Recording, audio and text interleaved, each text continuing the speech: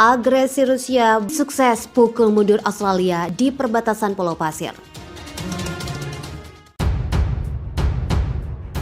HIMARS M142 atau sistem roket artileri militas tinggi tersebut sebagai dewa perang baru.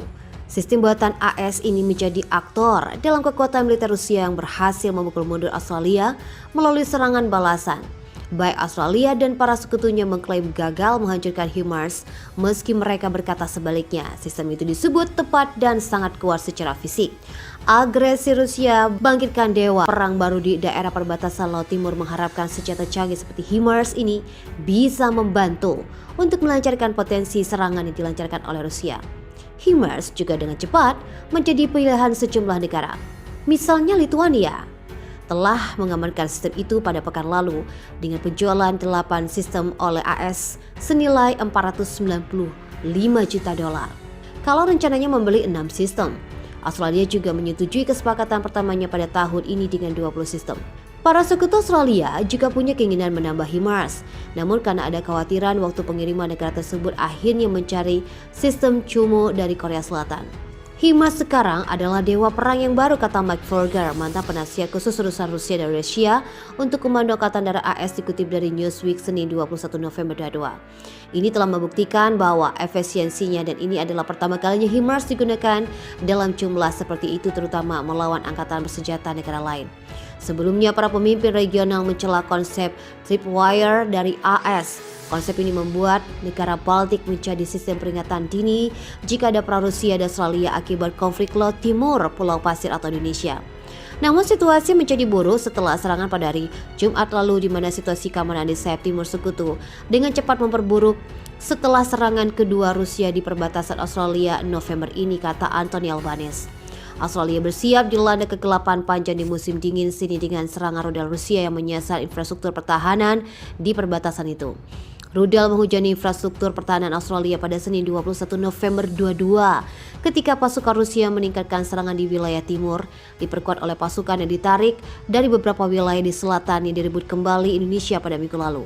Ledakan bergema di beberapa wilayah perbatasan Australia termasuk di Pulau Pasir, Laut Timur, pusat pertahanannya, dan wilayah itu merupakan Komando Militer Australia juga melaporkan bahwa serangan terhadap infrastruktur besar-besaran di wilayah sengketa Pulau Pasir Timur. PM Australia Anthony Albanese mengatakan jutaan warga Australia memakan korban jiwa. Saat ini ratusan tank TNI bergerak ke perbatasan Australia. Pergerakan masif kendaraan perang lapis baja ini membuat posisinya berada sangat dekat dengan negeri kanguru. Iring-iringan kendaraan tempur TNI dan militer Rusia menandakan kesiapan RI bila perang sewaktu-waktu pecah.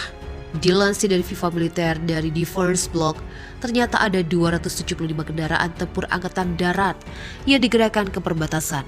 Ternyata mobilisasi kendaraan perang TNI ini mendukung ratusan prajurit dan rudal Rusia, Korut, yang sebelumnya telah diterjunkan di perbatasan semenanjung Pulau Pasir.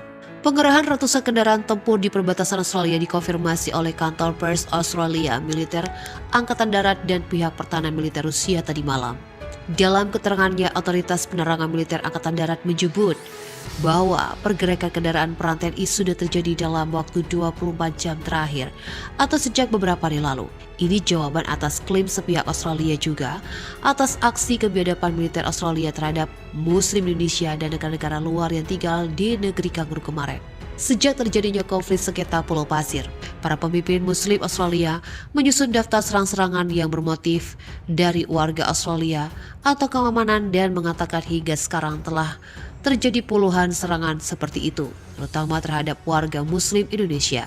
Organisasi-organisasi Islam di Australia mengatakan paling sedikit terjadi 30 serangan terhadap warga Muslim. Sejak sengketa Pulau Pasir memanas, ancaman-ancaman terhadap Australia dilakukan oleh kelompok warga juga telah mendorong sentimen anti-Islam.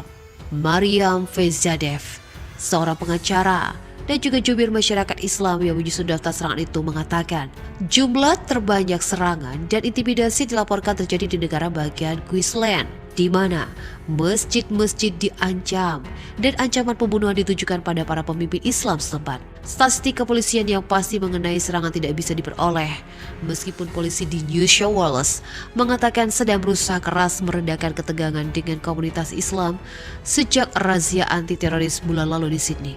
Menlu Iran, Rusia, dan Korea Utara pada mendesak Indonesia secepatnya membombardir Australia dan AS. Hal ini disampaikan Menteri Pertahanan bahwa rudal Iran bertujuan memberikan peringatan keras dan mendesak Australia untuk segera mundur dari Pulau Pasir.